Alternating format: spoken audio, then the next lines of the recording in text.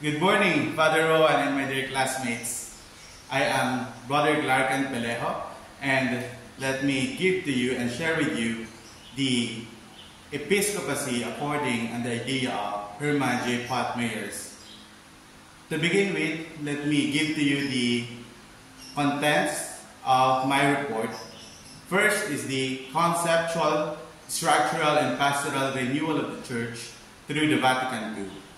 The second is the origins and changing theological concepts of the episcopacy, by which we will tackle about the theological self-understanding of the Christian community or churches, and the form or model of the apostles, by which we will tackle also biblical foundation of episcopate, presbyterate, and diaconate. And lastly on that part, the influence of the cultural and social world, the conceptual renewal of the episcopacy through the Vatican II would be our last topic, by which it includes the episcopacy as sacrament, episcopacy as service, and the threefold office of the episcopacy. So, for the conceptual structure and pastoral renewal of the Church through the Vatican II, we have seen that in John Pot Meyers' discussion on the book, he said, whoever wishes to speak of the ministry of the episcopacy must speak first of the mystery of the Church, because the ministry of the episcopacy has its roots in the mystery of the Church. So, it belongs to its historical form and must serve the reality of the Church in the modern world. So, it is in a way that the Vatican II speaks of the episcopacy, no?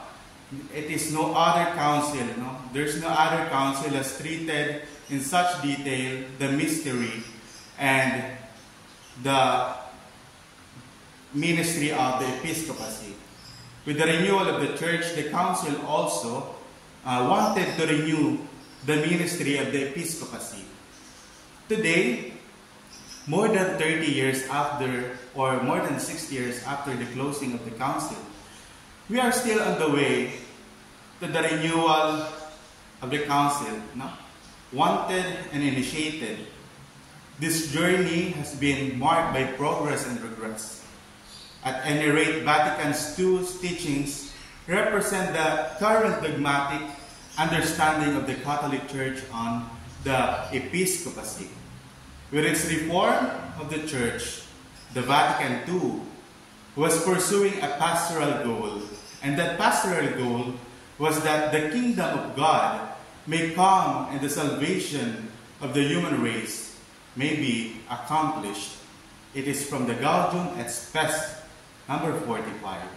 Also, the Council recognized that the Church can fulfill its divine mission, which is to be universal sacrament of God's kingdom and its coming, only and only by renewing itself. It is said that at once manifesting and actualizing the mystery of God's love for humanity. It is in order to rediscover God's original will for His Church.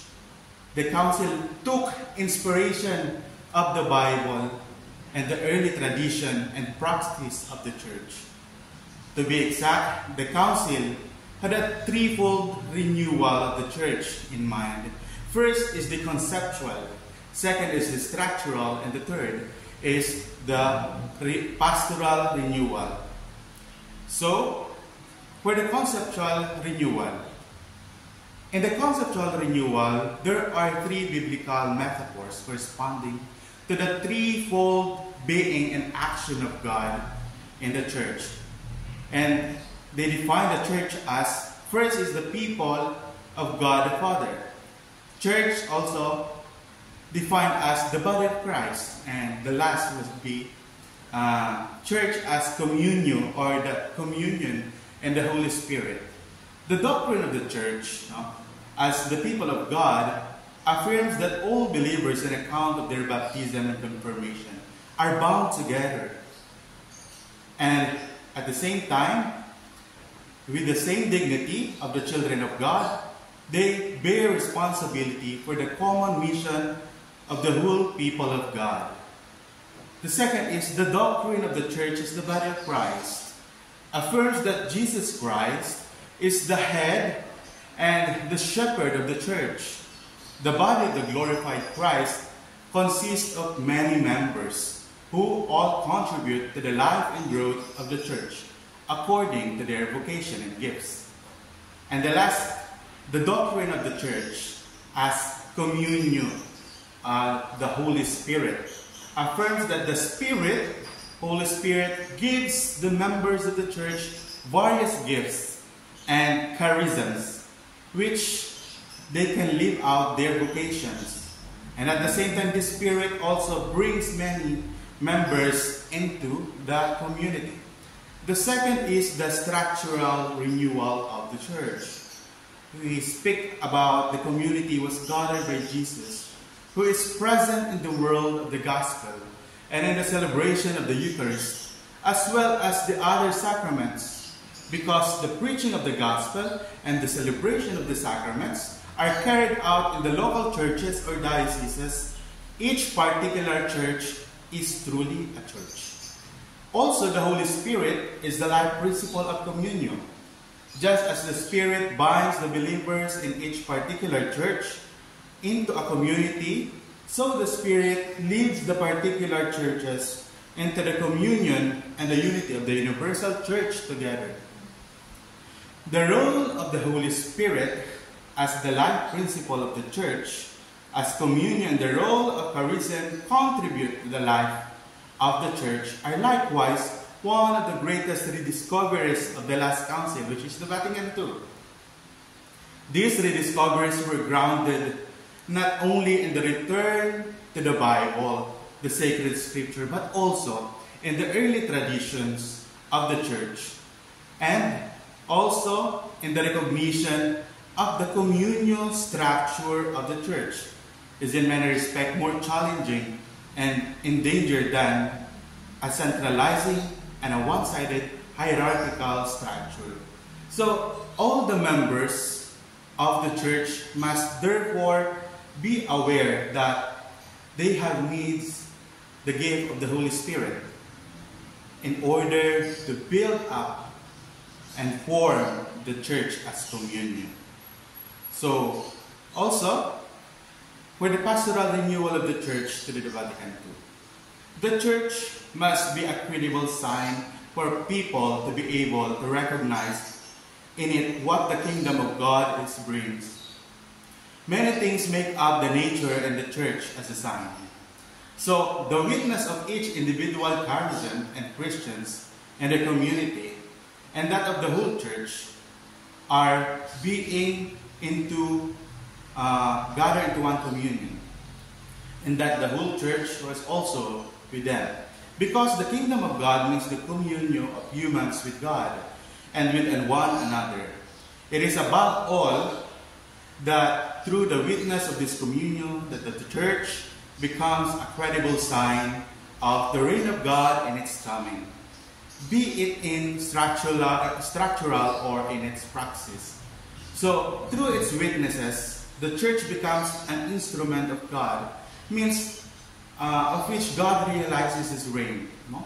It belongs to the economy of salvation also, to which God is committed, that God will bring about the kingdom through the saving incarnation of Jesus Christ and through the ministry of the church. So, for the threefold renewal of the church and ecclesiology, we speak of the conceptual renewal of the episcopacy. Only in the light of this history can it be explained in which respects the doctrine of episcopacy. And it was renewed and deepened by the last council.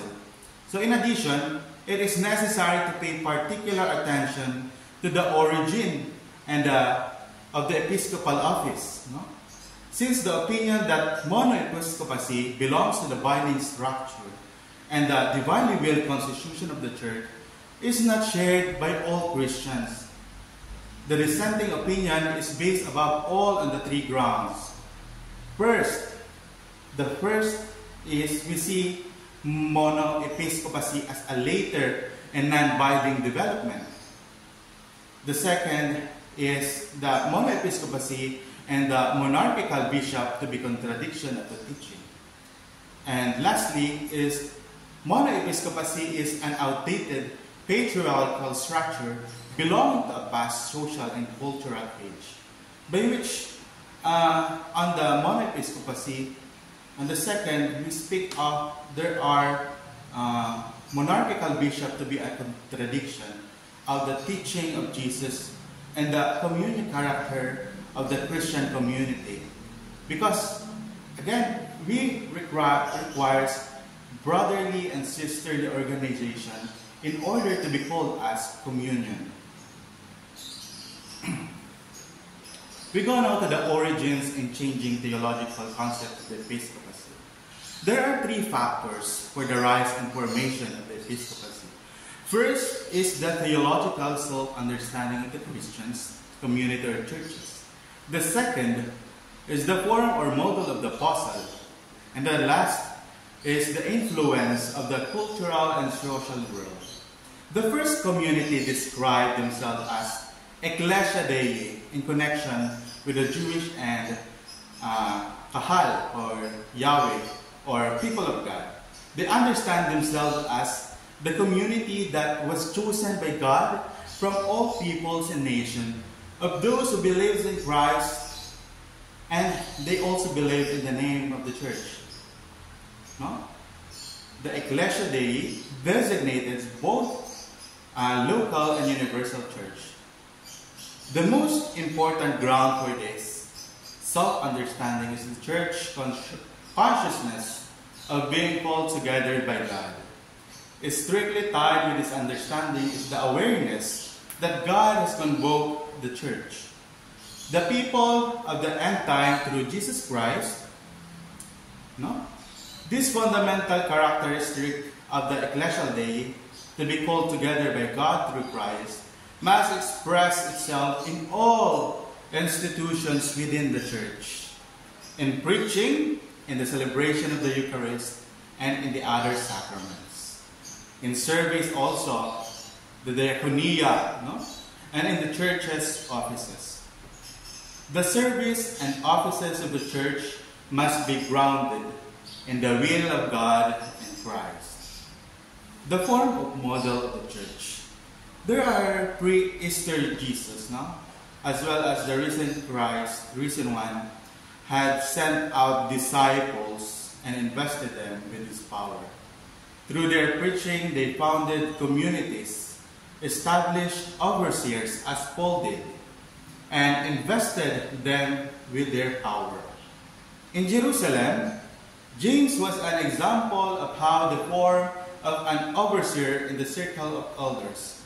They called them presbyters, and they are the one who shaped the community.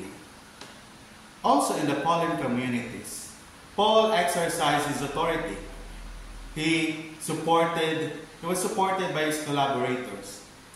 And in other communities, Peter also, the first among the apostles, was the prototype of the overseer. So also in other communities, it was the figure of John. In the succeeding generation, the communities considered their overseers as successors of the apostles in their ministries.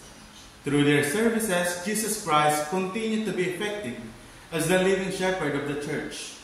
The community of Jerusalem and other Jewish Christian communities were led by the College of Presbyteroi, or elders as they call it, a form of leadership originating from Jewish synagogues.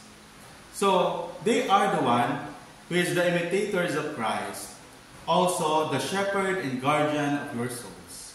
According to Peter, 1 Peter, they must serve the community as shepherds. In the Pauline communities, there was a plurality of charisms, among which there was that of serving the upbuilding of the community. Furthermore, Paul also mentions the service of overseer. For the first time, no, in the scripture, it was defined that the dual offices of bishops and deacons are mentioned. This expression that came from the Hellenistic world presupposes that we adopted a certain kind of governmental structure in the church through the elders or the episcopacy. In the beginning, the services were grounded in charisms, which later evolved into definite offices. In the Didache, we see in Syria during the first 100 years, the two offices of bishops and deacons are seen as taking the place of stationary or traveling charismatics.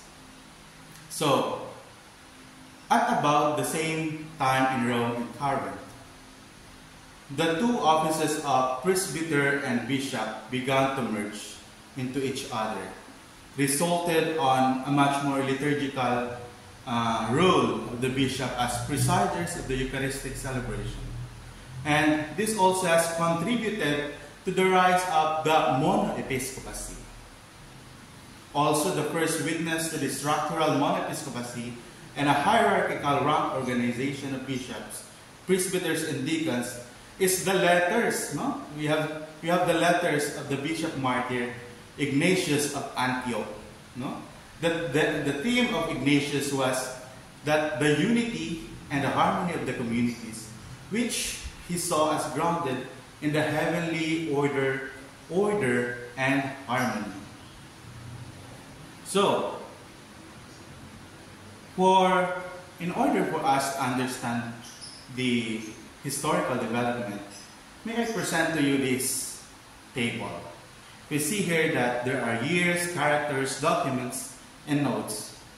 So, for this, being a successor of the apostles, this became, in the West, the properly theological grounding of the episcopal office and the monoepiscopacy. With monoepiscopacy, the system of only one bishop in each church, also the monarchical character of the episcopal office was developed. That is the hierarchy of one bishop and the priest. We see here that during the time of Saint Ignatius of Antioch, during his letters to the bishop, to the Magnesians, Trallians, Simarians, Benedictians, Ephesians, he was able to ground the offices and their theological self-understanding as the Church of God. It is his message.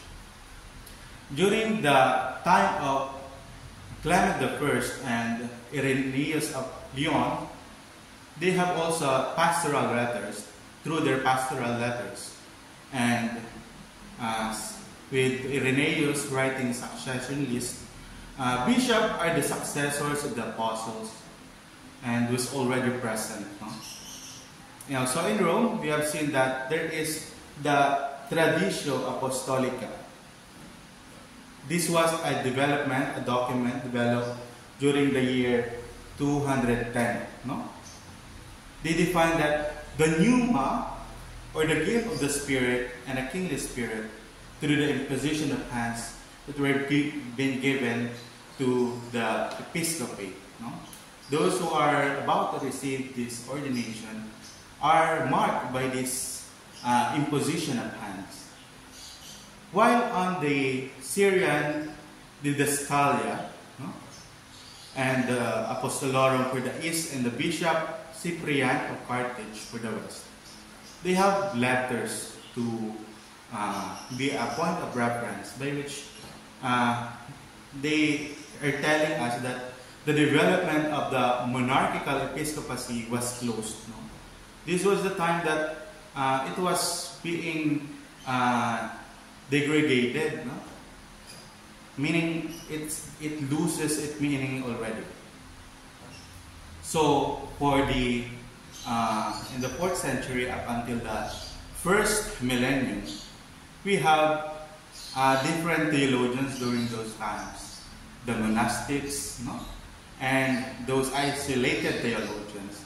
Also Jerome, Peter Lombard, Thomas Aquinas, Albert the Great, and John Scotus was among these people who contributed to the understanding of the episcopacy during those times. They had this letter to Titus, no? Sanctarum, Supplementum, and Ordinatio, no? And the New Testament, they also used the New Testament. And they saw no difference between the episcopacy and the presbyteriate. That's why the episcopal understanding it loses its meaning. Meaning, it doesn't make an important, aside from ordination of priest, there's no more significance on the office. So being a successor, they became more governmental. They become more, So, and it was during the First Vatican Council in the year 1869 to 70 that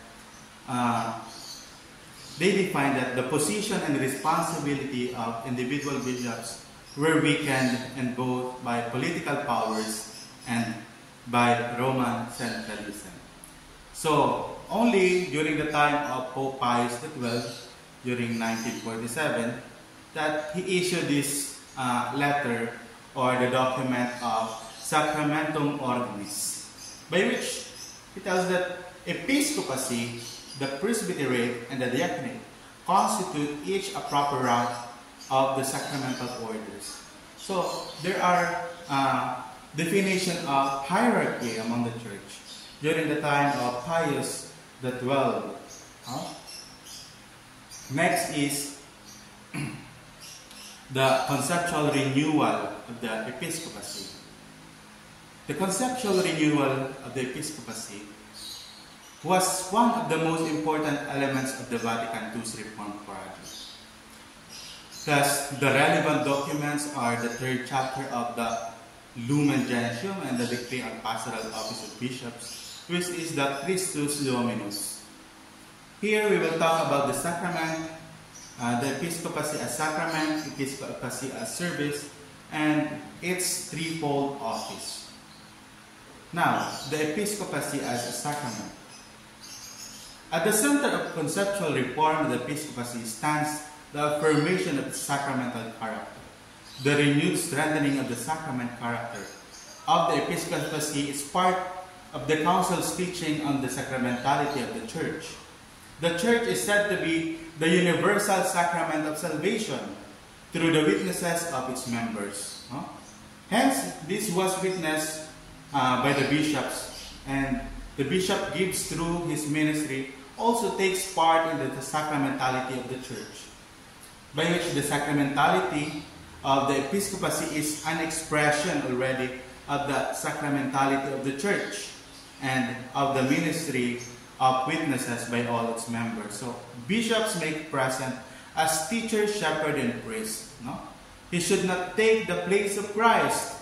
It is through his service and not through his person that the bishop represents Christ, but it is through service challenges also the whole person of the bishop, and it is also not a job. So, episcopacy as service. The Council strongly emphasizes its nature as a brotherly service within the people of God. It states that office, however, which the Lord committed to the pastor of his people is, in a strict sense, of the term a service, which is called very expressively in the sacred scripture a diaconia or ministry. Also to keep in mind that he who is the greater should become as the lesser, and he who is the leader as the servant. So it is not only through the sacramental character that the episcopacy is integrated into the community of Christ, sisters and brothers. It is so no less through a further characteristic of the episcopacy according to the council's teaching. So in contrast, to the one-sided understanding of the episcopal office as a power of juridical rule, the character of the episcopal office as service is strictly connected with its sacramental character. Only by exercising his office as service does the bishop represent Christ as the shepherd and the head of the church. Next, the threefold office of episcopacy, which is in his word, in the sacraments, and in the unity and communion of his mystical body. The classical task of the bishop by which he represents Christ was first is becoming a teacher, second a priest, third is the shepherd in the church. The task by which the council attributes to the bishop emerged likewise out of the concept of the sacramental representation of Christ. Jesus Christ is present in the church in three ways. Again, in his word, sacrament, and in the unity of his mystical body. Again, bishop was just then grounded in his consecration, and that the council emphasizes that the episcopal consecration of the office of teaching and leadership are also conferred. So, also, Pope Paul VI ordered to be attached to the Constitution. The difference is explained as follows. While sacramental consecration gives an ontological share, and the threefold minors it exercises requires a canonical or juridical determination through the hierarchical determination, with which such power is ordered to action. A determination of this kind can come about through appointment to a particular office or the assignment of subjects, and is conferred according to the norms and approved by the supreme authority, who is the Pope. So, compared to the theory according to which the authority of the bishop is grounded only in the assignment of the power of jurisdiction by the Pope, this teaching of the Council no doubt represents a step forward. The Council seeks to bind together the sacramental and juridical basis of the episcopal office by showing how both elements belong together. On the contrary, the sacramental consecration does not isolate the bishop, but it inserts him into the collegial communion with the other bishops and the Pope. And that it is the relationships that require juridical regulation. So, the affirmation of the sacramental character of the episcopacy also had council chooses formulations that are open to various legal regulations. And that the great significance for the doctrine of collegiality, that the council explains more difficult to handle in the bishop's investiture is the relation that the sacrament of episcopal consecration, together with the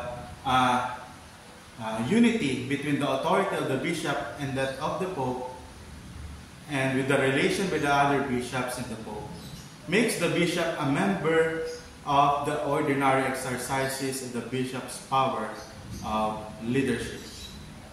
So, conclusion. In order to fully understand the reformation made the Vatican II, it is very important to know that the background or the historical development of the office. Because that is through the ability of recognizing that we were able to trace back early Christian documents, narrating the nature of the episcopacy. The Vatican II also had tried to discover the meaning and nature of episcopacy. We go back, it is an act of going back. This is for the church to redirect its vision and becoming more relevant in the modern world.